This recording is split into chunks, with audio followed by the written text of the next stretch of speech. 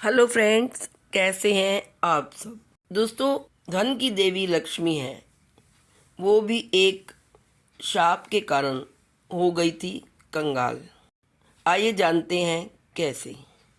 विष्णु पुराण की कथा के अनुसार एक बार देवी लक्ष्मी भगवान विष्णु के साथ धरती पर विचरण करने आई थी।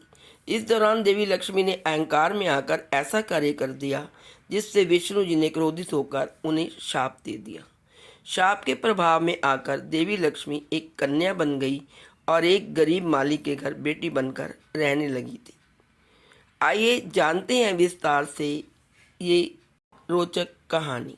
कहते हैं कि सृष्टि का नियम सभी के लिए एक समान है।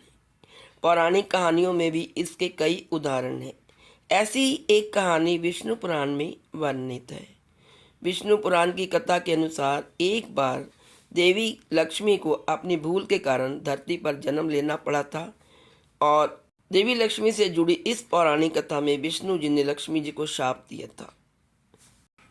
विष्णु पुराण में वर्णित कहानी के अनुसार एक बार विष्णु जी को धरती लोक में विचरण करने की इच्छा हुई। उन्होंने देवी लक्ष्मी को यह बात बताई कि वे धरती लोक में जाकर अपने कुछ भक्तों का जनजीवन समीप से देखना चाहते हैं। यह बात सुनकर देवी लक्ष्मी बहुत उत्साहित हुई। उन्होंने भी विष्णु जी के साथ धरती पर भ्रमण करने की इच्छा प्रकट की। विष्णु जी ने धरती पर आने से पहले लक्ष्मी जी से कहा था कि वे प्रकृति को दूर से ही निहारेंगी और उन्होंने लक्ष्मी जी को किसी भी चीज़ को स्पर्श करने से मना करा था।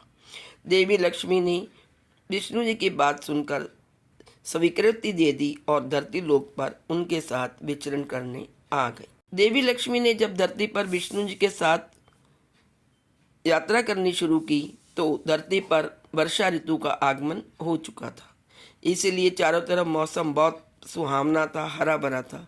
देवी लक्ष्मी ने जब पृथ्वी लोक पर हरियाली को देखा तो वे बहुत प्रसन्न हो गई। टहलते टहलते लक्ष्मी देवी एक बगीचे में पहुंची जहां उन्हें गुलाब उगे हुए दिखाई दिए। इतने प्यारे और सुंदर गुलाब देखकर लक्ष्मी जी मंत्रमुग्ध हो गई और उन्होंने एक गुलाब तोड़ लिया। गुलाब को तोड़कर देवी लक्ष्मी उसकी सुगंध का आनंद लेने लगी। विष्णु जी ने जब देवी लक्ष्मी के हाथ में गुलाब देखा तो उन्होंने देवी लक्ष्मी से कहा, देवी, मैंने पहले ही आपसे कहा था कि आपको धरती लोक की किसी भी चीज़ को स्पर्श नहीं करना है, लेकिन आपने मेरी बात को अनसुना किया और इस गुलाब को बिना किसी कारण तोड़ लिया। आप जानती हैं कि यह बगीचा मेरे एक भक्त का है जो अपनी आजीविका के लिए इस छोटे से बगीचे पर ही निर्भर है। विष्णु जी की बात सुनकर देवी लक्ष्मी ने अहंकार से भरा उत्तर दिया। देवी लक्ष्मी ने कहा, प्रभु, आप व्यर्थ में ही इतना क्रोधित हो रहे हैं। यह कोई मूल्यवान वस्तु नहीं है, केवल एक पुष्प ही तो है। इस छोटे से बगीचे से आपका भक्त कितना ही धन कमा लेता होगा। संसार को धन वैभव प्रदान करने वाली देवी के आगे तो यह बगीचा और पुष्प कुछ भी नहीं है। आप कहिए तो मैं आपके इस भक्त पर अथाह धन की वर्षा कर दूं। देवी लक्ष्मी की बातें सुनकर विष्णु जी को बहुत क्रोध आया।